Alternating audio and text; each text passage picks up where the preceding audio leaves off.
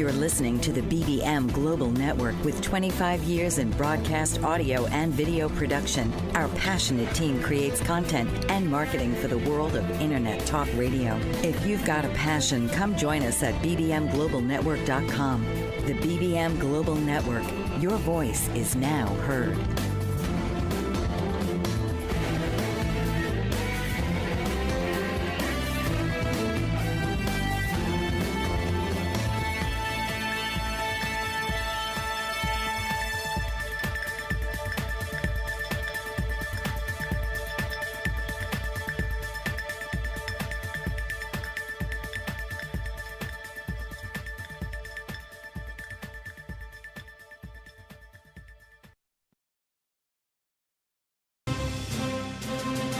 Welcome to Happiness Ninja Down Under with your host, Jamie Rose. Jamie will educate and empower people, organizations, and communities to help us all make better health and well-being choices. She will also engage you with expert influencers from around the world. So now, please welcome the host of Happiness Ninja Down Under, Jamie Rose.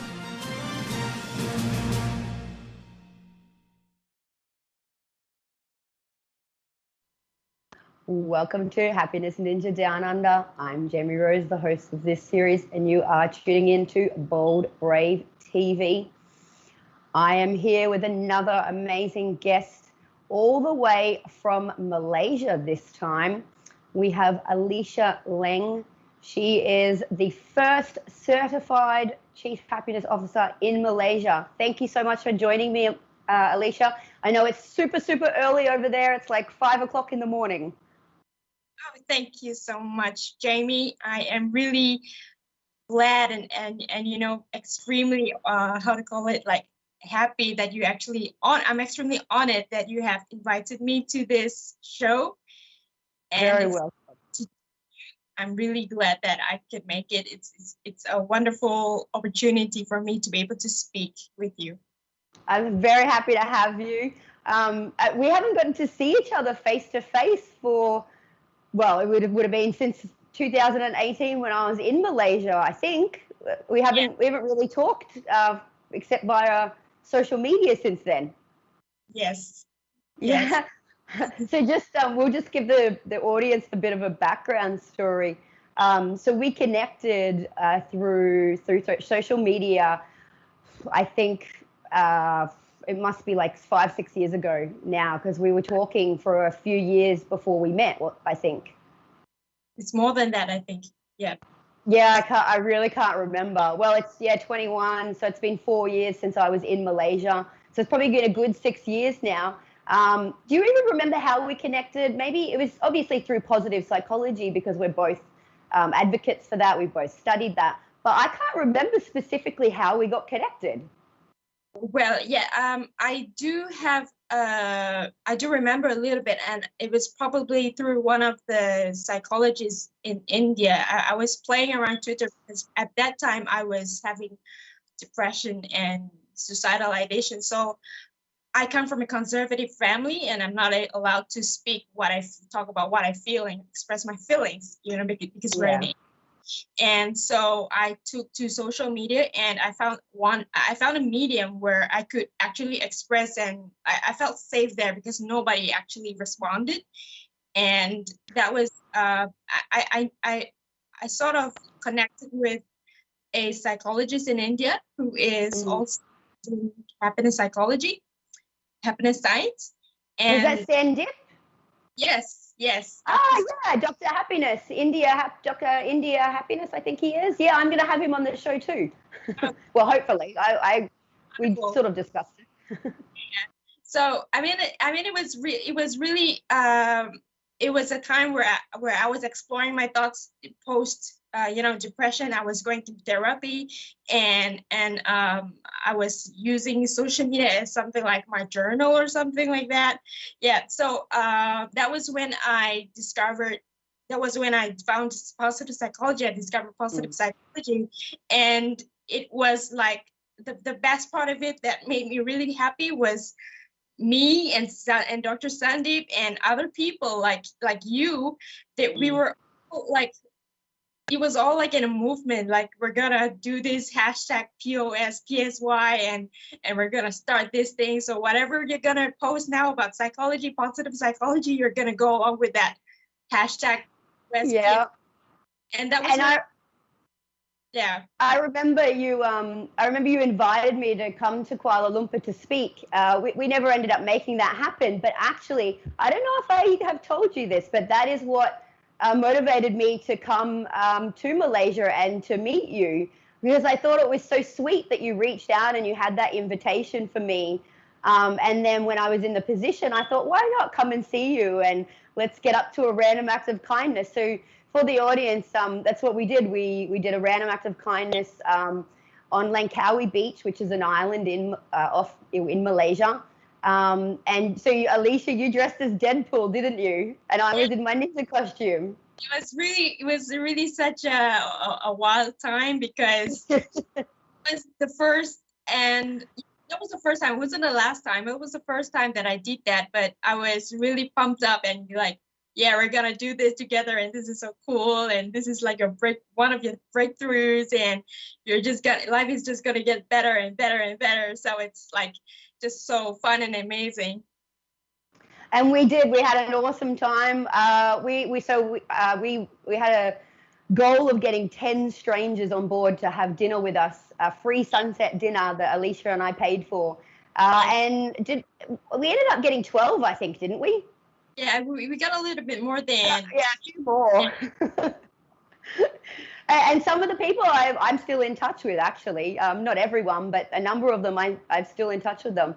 So anyway, that's a bit of a background story. But I mean, you do a lot of amazing things besides dressing as Deadpool.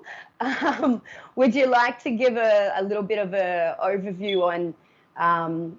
You're an author. You're like I said before, you're the first certified chief happiness officer in Malaysia. So if you'd like to just share initially a little bit about your two books that you've authored. One was based on a clinical study, I believe, the effects of light deprivation. I think I have slightly gotten the title wrong. I'm sorry. Yes. Well, yeah. I'm actually very happy that I can see you now, because you seem like a very excited person. You're like, oh yeah, that's. So anyway. So yeah. Anyway, yes, I did 2 books, and I published 2 books. And the first one was about Spirit of Sparta. That's more of an autobiography, a biography of myself, and autobiography. So it talked about my transition from depression, and it was like it didn't really cover much of that depression part, but it was more like the transition itself. It was more about the transition itself from depression and trauma to a better life of flourishing and advancement. So it's more of that was what we talked about, and I broke it down in steps. It's more of a self-help guide. And then I did a clinical study back in 2016. Not a clinical study, a pre-clinical study. So Pre-clinical, okay. Yeah, so it was more of a like the effects of light and deprivation. Yeah. Yeah, and you did that all before the age of 28, which is fantastic. We do have to cut to the break, but when we come back, we will talk a little bit more about your story, because I would like to share your journey of recovery after being hit by a truck, if you don't mind. I would like to start there. Okay, sure. Excellent. We'll be back in a moment, guys. What if there were a super tiny device that could diagnose the brain and is smaller than a single human hair? What if you could see inside the brain to help an epilepsy patient during surgery, or to help the fight against Parkinson's disease? Dr. Patricia Broderick is proud to announce the Broderick Probe, a biomedical and electronic breakthrough. Imagine a probe to help with the understanding and potential cure of brain-related diseases. To learn more, listen live to the Easy Sense radio show with host Dr. Broderick, Wednesdays 7 p.m. Eastern on the Bold Brave Media Network and TuneIn Radio. And to help support the Broderick Foundation, please go to EasySense.com and learn how, with your help, we can fight these horrific brain disorders. That's EasySense.com to learn more and help support the Broderick Foundation.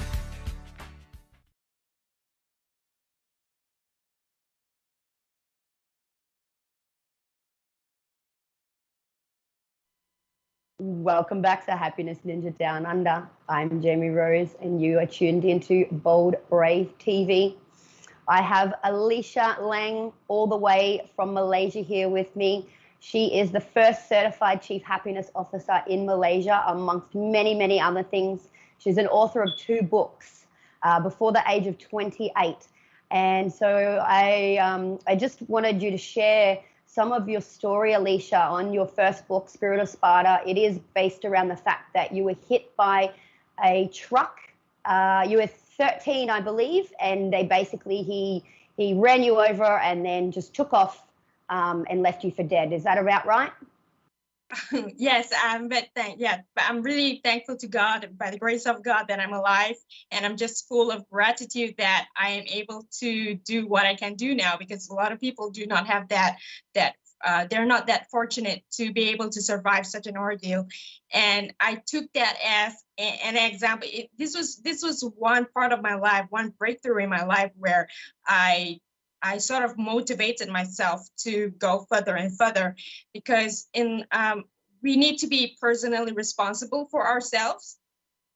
So that was an eye opener for me. You know, it was an eye opening experience, not because I encountered death, because if you ask me, I didn't really have any I don't really remember what happened, but it sort of like opened my eyes, and it gave me this sense of power or self-transcendence, you know, that I've got to think bigger for myself in order to push myself forward.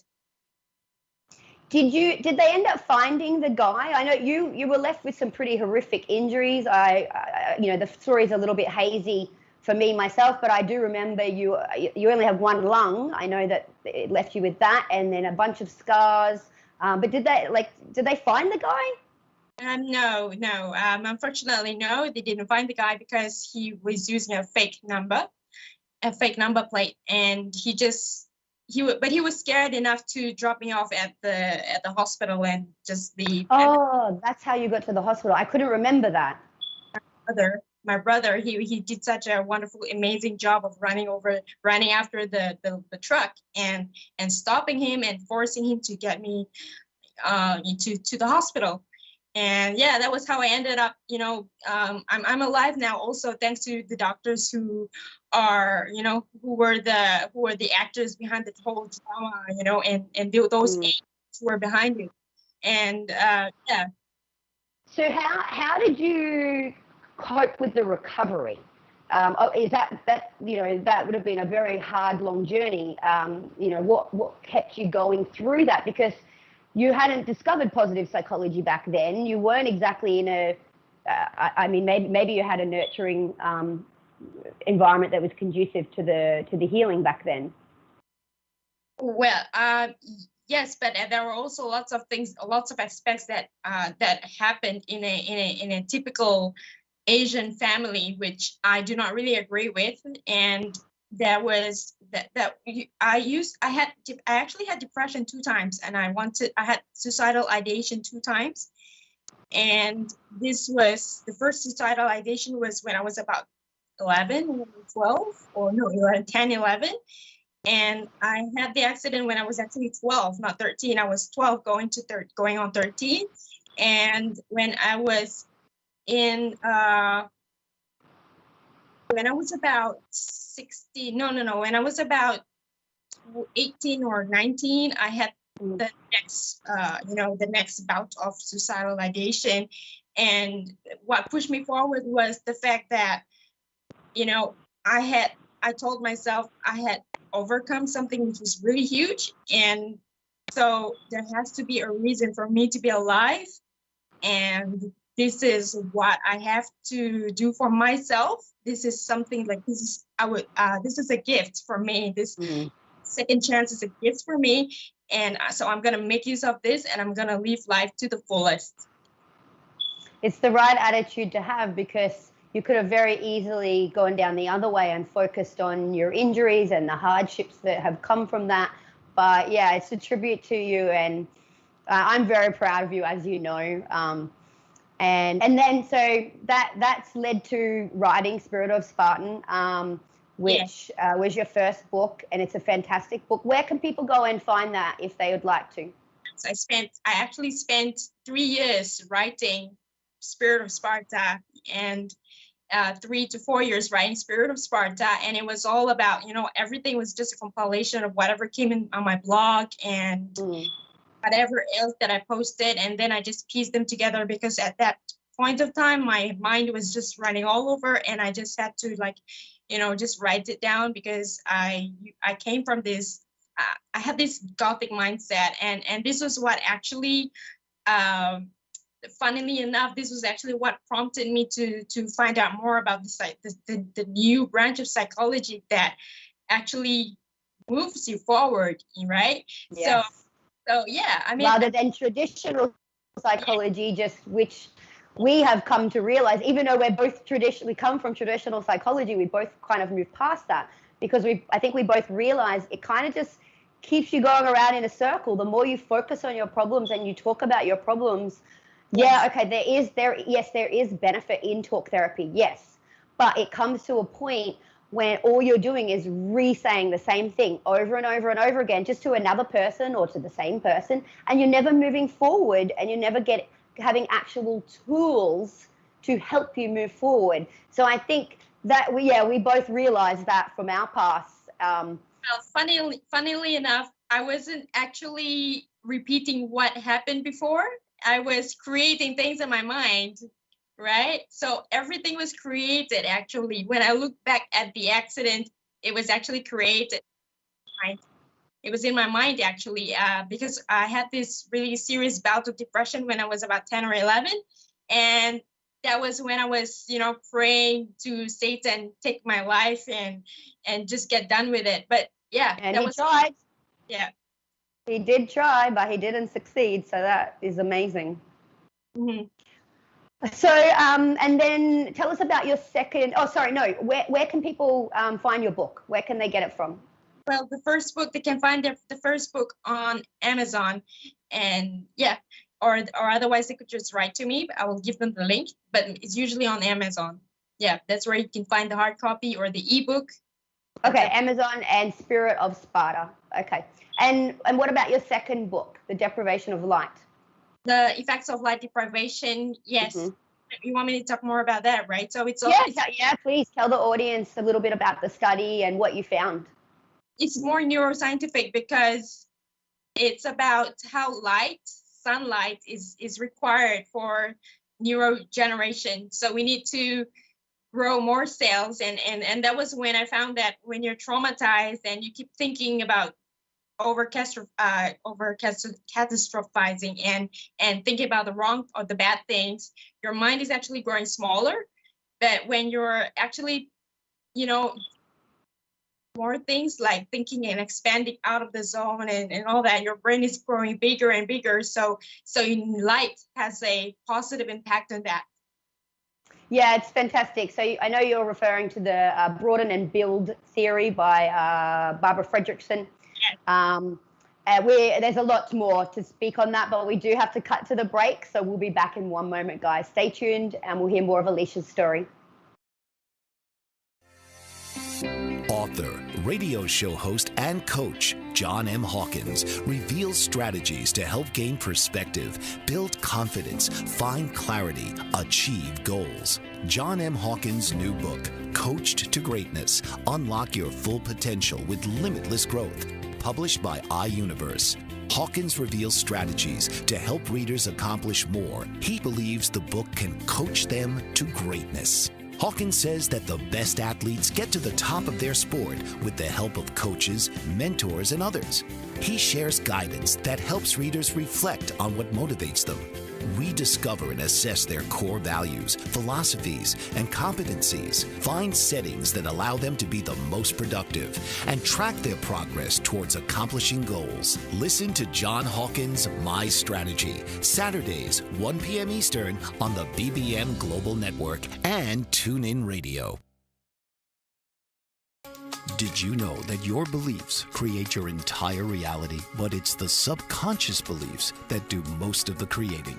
Belief shifter and life coach Shiraz can help you identify those limiting beliefs and eliminate them, often in a single session. Like it was almost instant, like I had relief right away. Creating better health, relationships, careers, and finances. Let Shiraz help you step out of safety and into awareness. Definitely something's happening. It's like a flow inside. Yeah, it feels good. Whether in person or online, Shiraz provides personal coaching, belief shifting. Visit Shiraz at energeticmagic.com or call 416-529-7429. Energetic Magic on the BBM Global Network, Tuesdays at 7 p.m. Eastern. Find your greater happiness. Be well.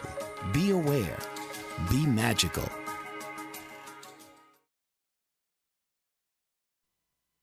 Welcome back to Happiness Ninja Down Under. I'm Jamie Rose, and this is the Bold Brave Media Network. I have Alicia Leng here with me, Malaysia's first certified Chief Happiness Officer. Thanks again for joining me, Alicia. I know that you had to get up really, really early for this interview, and I really appreciate it. Before the break, we were just telling the audience about your two books, and I wanted to also discuss the Certified Chief Happiness Officer certificate. We both did it in late last year through Clarity Group, which is an amazing organization which created this first Certified Chief Happiness Officer program in Australasia. How has that impacted you since you finished that course, and what has it led you to undertaking now?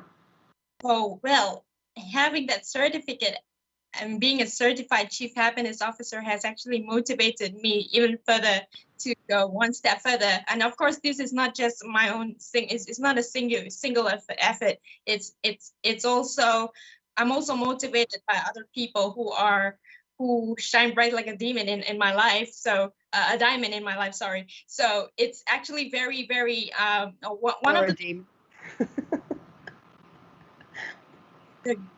the person I'm with right now, he told me to do something that nobody else has ever done before.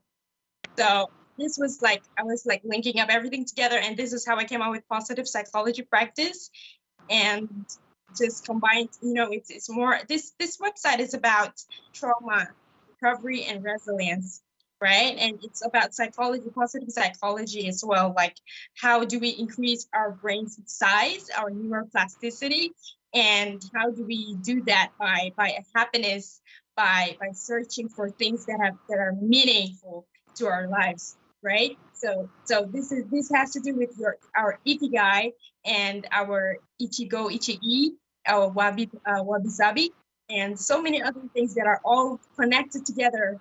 This is just so exciting. It's just going to be such an exciting opportunity for everyone out there. There's going to be also, like a few weeks of free trial. So it's going to be really great when the site is launched. So two things. Do you want to just tell the audience what Ikigai means? And you rattled off a bunch of other ones that I haven't even heard of that I'm sure they're related. But do you want to share with the audience? Because they'll probably be like, what was that gobbledygook then? Okay, so Ikigai means a reason for being, right? Mm-hmm. Reason for being. You and I know that we're constantly in search of meaning in our lives. Meaning, right? And purpose. So, yeah, it got rid of my depression completely when I found meaning and purpose. Right. So when we're searching for meaning, this actually keeps us, focused on the goal. So if anything pulls us back or we fall off or stumble over, right, we know how to get back on board and go ahead with our journey, right? This is where we call it as resilience. Resilience is more, it's about getting back every time you fall. And this is also related to my life, how I have fallen so many times, almost died, and I got up and I have a second chance in life, and this is what I want to talk about and bring a message to everyone that even after some traumatic event, you can still go on with your life and flourish beyond what you possibly think of. So yeah, exactly. So that's right. And the next one is wabi sabi, is like something that happens in your life. Wait, hang on. What is it? Wabi sabi? Yes. Like, yes. As in, what is that? What is that hot stuff that you put on? Term. Say that again. Well, it's a Japanese term. Yeah, it's like wasabi, like the hot stuff that you put on. Oh yeah, it's like yeah. Yeah, kind of interesting, because a lot of positive psychology, not all, but there's a lot of positive psychology that is based on Japanese way of thinking, right? Yeah, they have some amazing philosophies in the Japanese culture. Based on Japanese philosophy about how they manage to live long lives and all the way until 120 years old and still die happy and die satisfied. And so there has been a lot of studies about that, and this is the objective of positive psychology. How are you the objective of Ikigai? How you're gonna live a flourishing and fulfilling life through meaning, right? That's the reason, and it has to do with existential psychology as well. What is the reason I exist? And so what's wabi sabi? So wabi sabi, on the other hand, yeah, we're gonna go to that. Wabi sabi is more about, like, when an opportunity only knocks on your door once, and right after that, it doesn't knock again. It doesn't come again, right? So this is when you grab that opportunity and you make the most out of it, right? Mm-hmm. Yeah. So it's just the way, like, you and I met. We just seized the day. We had the most of our, the best of our times, and it's really a great opportunity, experience, because we're both in the same line. We are aligned with each other, right? So this is about wabi sabi. Yeah. Okay. And what was the last one? What was the third one? Ichigo Ichii. I'm sorry, say again. Ichigo Ichii. Ichigo Ichii. Like, yeah. like itchy. Okay, and what does that mean? So Ichigo Ichii. Yeah. Ichigo Ichii is like the things that you have, how to call it, as it's more about what you have actually not done before, right? You haven't done before, but you're doing this, or you're doing these things. It's like, I got it. So Ichigo Ichii is like perfection. So perfection, you cannot expect everything to be full perfect, like, like for instance, most of the time, like, our choice of a mate would be someone who is like for us women, they would be like a hunk and all that kind of stuff, right? Like a six-pack. She calls the boxes. But no, that's not the case, right? When we look for a partner, right, and someone who is aligned with us, we have to go out a little bit, because it's not everything. We're not going to get everything with them. I think I know what you mean. So it's like letting go of all the sort of preconceived notions and ideations that we have in our head, and coming together, right, to form the perfect person, the perfect ideal that you see in front of you, the perfect reality in front of you, right? Yeah. You make the reality perfection rather than like with what it is. Yeah, I understand. We do have to cut for the break. It always goes so quick. We could rattle on and speak underwater, me and you, but we'll be back in one moment, guys. Stay tuned. Okay. Are you struggling to care for elderly parents or a spouse? Do you wonder if being a caregiver is making you sick? Are you worried about taking time off work to care for elderly parents and balance work, life, and caregiving? Has caregiving become exhausting and emotionally draining? Are you an aging adult who wants to remain independent, but you're not sure how? I'm Pamela D. Wilson. Join me for the Caring Generation radio show for caregivers and aging adults, Wednesday evenings, 6 Pacific, 7 Mountain, 8 Central, and 9 Eastern, where I answer these questions and share tips for managing stress, family relationships, health, well-being, and more. Podcasts and transcripts of the Caring Generation are on my website, PamelaDWilson.com, plus my caregiving library, online caregiver support programs, and programs for corporations interested in supporting working caregivers. Help, hope, and support for caregivers is here on the Caring Generation and PamelaDWilson.com.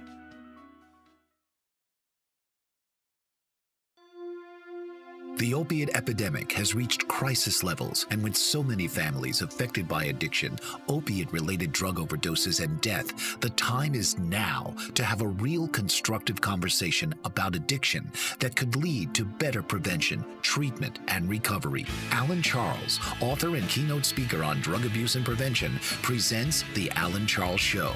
Alan brings a message of hope, sharing his unbelievable story of surviving a 24-year addiction to cocaine and highlights from his memoir, Walking Out the Other Side, an addict's journey from loneliness to life. His raw honesty and courageous heart breaks the stigma of addiction and offers a unique perspective into the mind of an addict. Join Alan each week as he brings his listeners to a true understanding of the grip of addiction.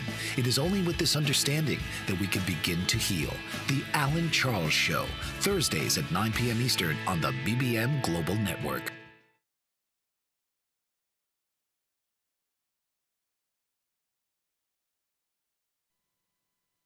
Welcome back to Happiness Ninja Down Under. I am Jamie Rose, and this is Bold Brave TV. Before the break, we were just discussing some Japanese philosophies that are related to positive psychology with Alicia Leng, Malaysia's first certified chief happiness officer, entrepreneur, and all-round amazing positive psychology advocate. Alicia, so let's just go over those 3 Japanese philosophies. We're going to do them quickly. We got Ikigai, which is just basically finding meaning and purpose. That's right, isn't it? Yeah.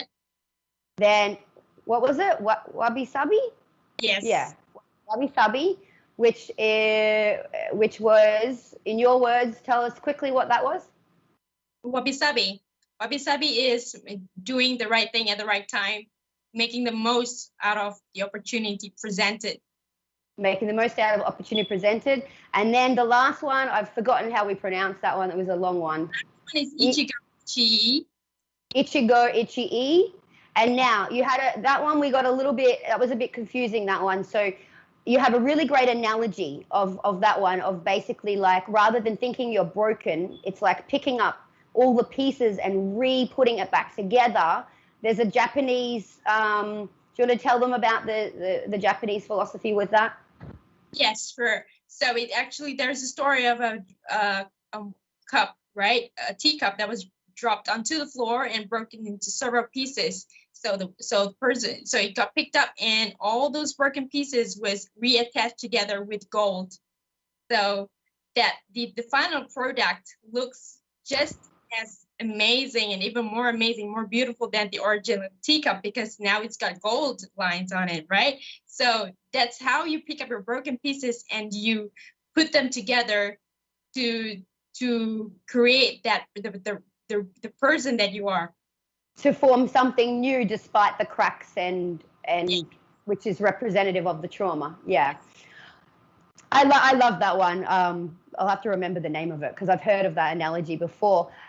So I think that is it's an incredible 3 philosophies to live life around. And essentially, you've actually sort of embedded that in a creative way in another entrepreneur endeavor that you have. It's called TRIPPI, and it's an adventure sport organization or company.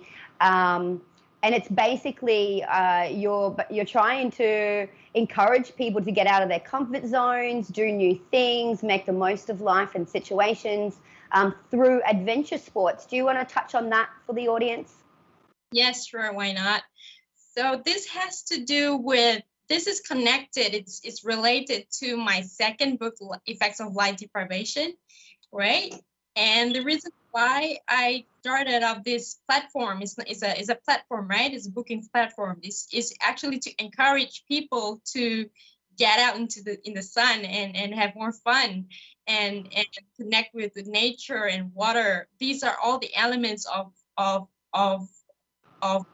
every life, right? The elements of life. And you know, because in Chinese philosophy we have earth, water, metal, fire, earth, water, metal, fire, wood, and we connect all these things in what we call the yin and yang, right?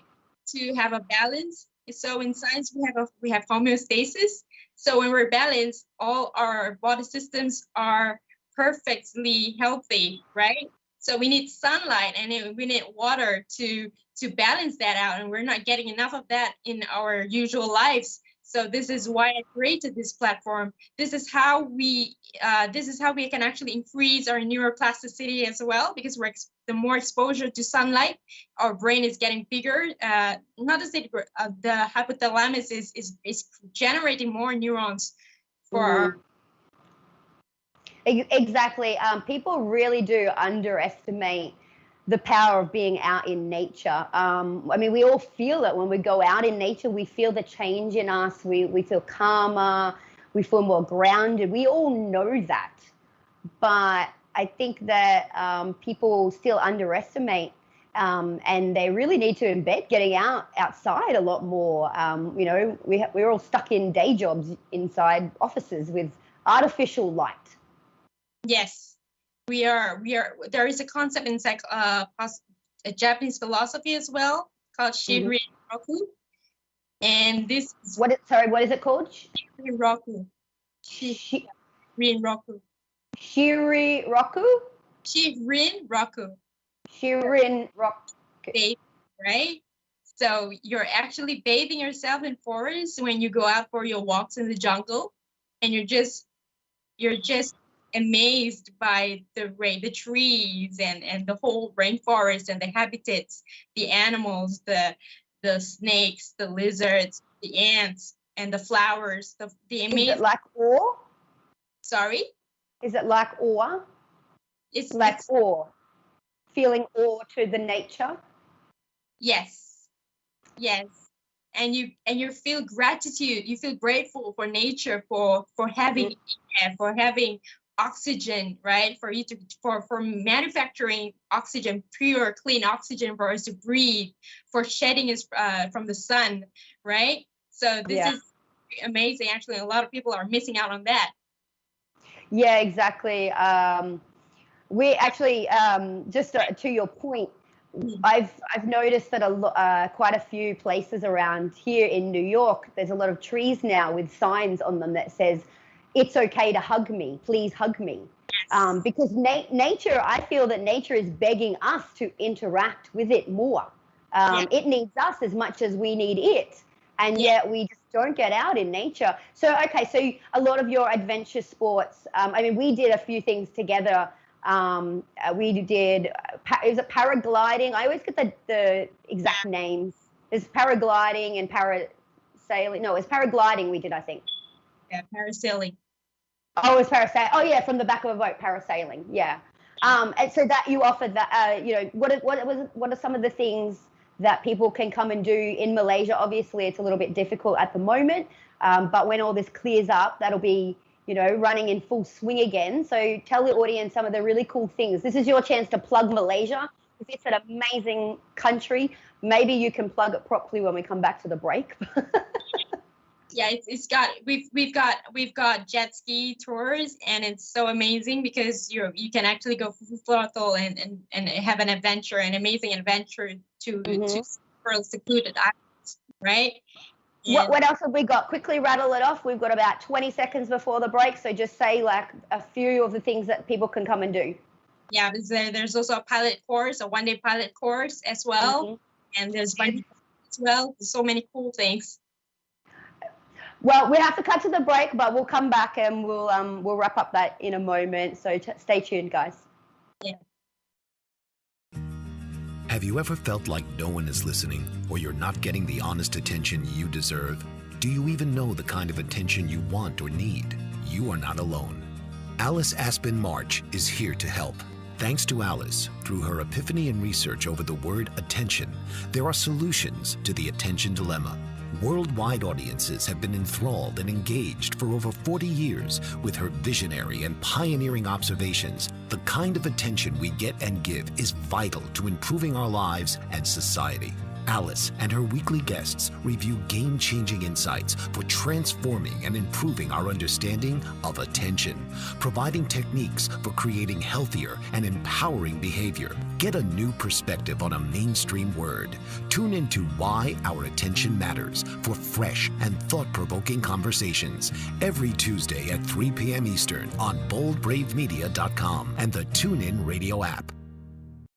Mike Zorich, a three-time California state champion in Greco-Roman wrestling at 114 pounds.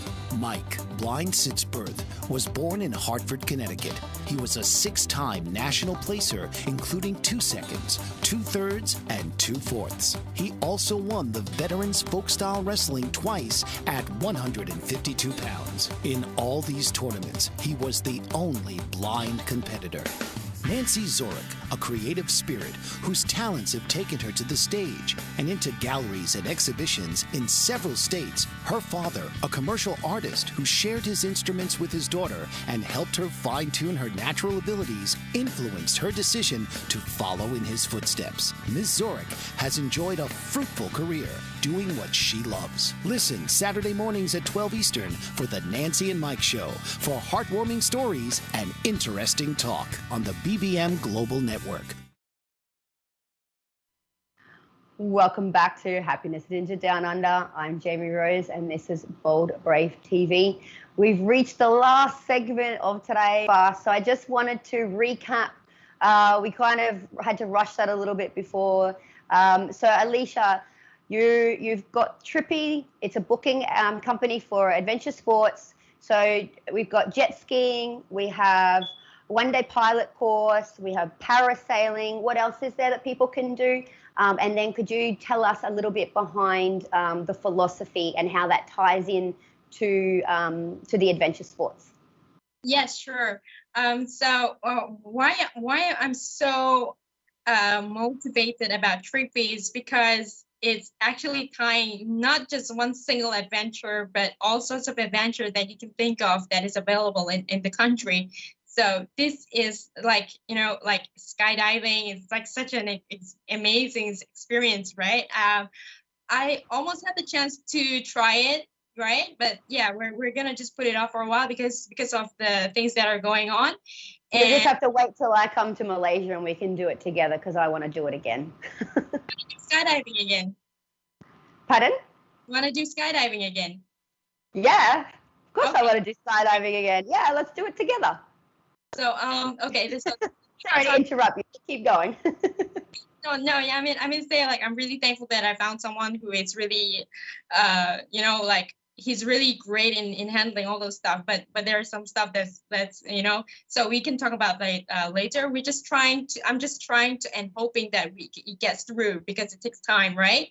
And but it's there, yeah, right? It exists. Such activities do exist in Malaysia, and we're doing I'm focusing not just on water, I'm focusing on air adventure as well. So if there's bungee jumping and next would be rope swing as well, or it's something like bungee jumping, but instead of jumping down, right, you're swinging. So it's like. So you've tied it into like the elements of life, basically. Adventure sports with the elements of life, with the philosophy of resilience and pushing boundaries. Neuroplasticity, right? Neuroplasticity and resilience. Why I tied to resilience is because it's through adventures and through pushing yourself, right? beyond your boundaries or your comfort zone, you are expanding your mind, right? And you're actually allowing yourself to absorb more information and accept more information about yourself, things that you thought you could never do, right? And you're getting to know more about yourself, right? So this is how we can actually build a resilience. This is how we can actually build a brain. And this is all related to happiness, right? And this is so amazing. It is. I have a quick story to share to back up, to highlight what you're saying.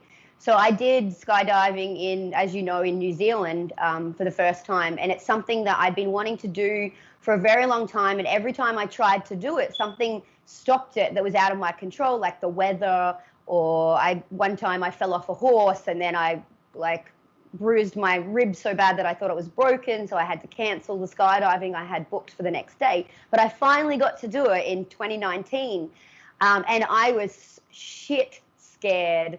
Like, I went the whole 9 yards because I knew that if I didn't put down a lot of money and go, and to the full extreme with multiple cameras and filming the whole thing, that I would back out if I was scared.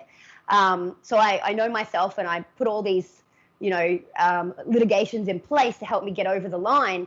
And it's literally what you said about it. You learn new parts of yourself, and it expands your mind. It's so true, because facing that and having to go, I had nothing but to go back to my breath. Like, I was panicking on the inside. It was like my brain split into two, and one part of me was screaming, "You're an idiot. Why are you trying to do this?" And then the other part's like, just breathe. You've been trained to handle this. Just breathe and feel the fear and turn it into excitement. And I wasn't able to turn it into excitement in that moment until I had actually gotten out of the plane. But I just reverted back to my training, and I blocked everything else out. We've taught ourselves to ignore the little voice that comes up that doesn't serve us. That's basically like, it's a combination of satanic influences, our own ego, our own childhood programming, traumas. All these things talk to us, but it doesn't mean that we have to listen to them. So I reverted back to this breathing, and I just kept repeating like this mantra to myself, just breathe, just breathe. And then once I was out of the plane, it all went away, and it was just a majestic floating feeling. And I was looking around in awe and just couldn't believe it. And when I hit that ground, I was like, why was I so scared of that? That was just incredible. And I want to do it again and again and again. And I'm sure it will scare me when I do it the second time. But the growth that I had from that, I cannot tell you. That and traveling the world on very little money, living on people's, surviving on people's couches, on the kindness of strangers. When you face things like this that you think that you can't achieve, it does change who you are as a person and gives you so much confidence to just take on the world, and you lose that fear factor a little bit, and you gain more inner self-assurance, basically. So I just wanted to wrap that up, because some people might not be able to connect the two, but I get it. I think what you're doing is incredible. We're kindred spirits. You and I know that. Sisters from another mister, or what is it? Yeah, something like that. Look at your face. But we have come to the end of a show today. Thank you again for getting up so early. It's been amazing to speak to you again. And thank you guys for tuning in, and we'll see you again next week. Alicia, I hope you've enjoyed this, and we'll talk to you soon. Thank you so much, Jamie. Thank you so much. Bye-bye. No problem. Bye, guys. Bye. Enjoy your weekend.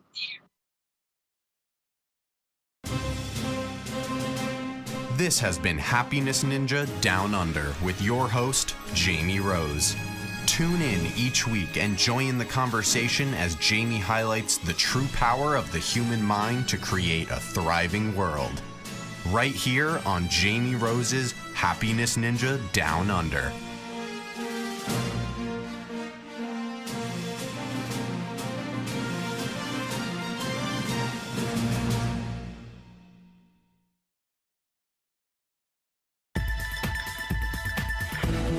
been listening to the BBM Global Network. The ideas, views, and opinions of this broadcast are those of the participants of the program and are not necessarily the ideas, views, and opinions of the BBM Global Network Company.